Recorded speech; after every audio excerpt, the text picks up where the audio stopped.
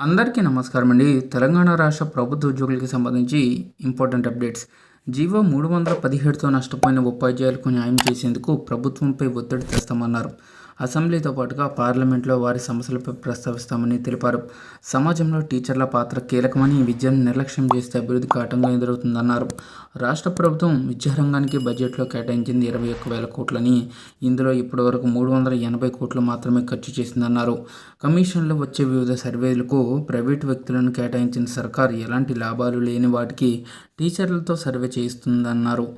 గత సీఎం కేసీఆర్ విద్యారంగంపై ఒక్కరోజు సమీక్ష నిర్వహించలేదని తెలిపారు. సంఘం రాష్ట్ర అధ్యక్షుడు ప్రధాన కార్యదర్శి లచ్చిరాం రఘునందర్ రెడ్డి మాట్లాడుతూ సిపిఎస్ని రద్దు చేసి పాత పెన్షన్ విధానాన్ని అమలు చేయాలని డిమాండ్ చేశారు. బకాయిగా ఉన్నటువంటి 5 డిఏలకు సంబంధించి 1 డిఏను మాత్రమే ప్రకటించడంతో ఉపాధ్యాయులు తీవ్ర అసంతృప్తితో ఉన్నారని తెలపడం జరిగింది. పిఆర్సీ రిపోర్ట్ను వెంటనే అమలు చేయాలన్నారు. పెండింగ్ బిల్లులను వెంటనే క్లియరెన్స్ చేయాలన్నారు. సర్వీస్ రూల్స్ సమస్య పరిష్కరించి ఎంఈఓ, డైట్ లెక్చరర్లు, డిప్యూటీ డిఈఓ, జూనియర్ లెక్చరర్లుగా పదోన్నతులు కల్పించాలన్నారు. ఎస్జిటి ఉపాధ్యాయులకు ఎమ్మెల్సీ ఎన్నికల్లో ఓటు హక్కు కల్పించాలని తెలిపారు. డిఈఓ ప్రణీత, రాష్ట్ర నాయకులు శ్రీనివాస్, మొగలయ్య, బేర్బి దేవన, మురళీ మనోహర్ రెడ్డి, సుజాత, కైలాసం, జిల్లా అధ్యక్ష ప్రధాన కార్యదర్శి శ్రీకాంత్, జగందర్ రెడ్డి తదితరులు అయితే ఈ సమావేశంలో పాల్గొనడం జరిగిందండి.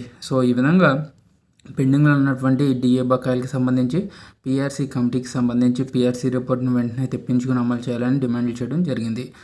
ఇదండి ఇవాళ తెలంగాణ ఎంప్లాయీస్ సంబంధించి వచ్చిన updates. For more updates subscribe to our channel. Thank you.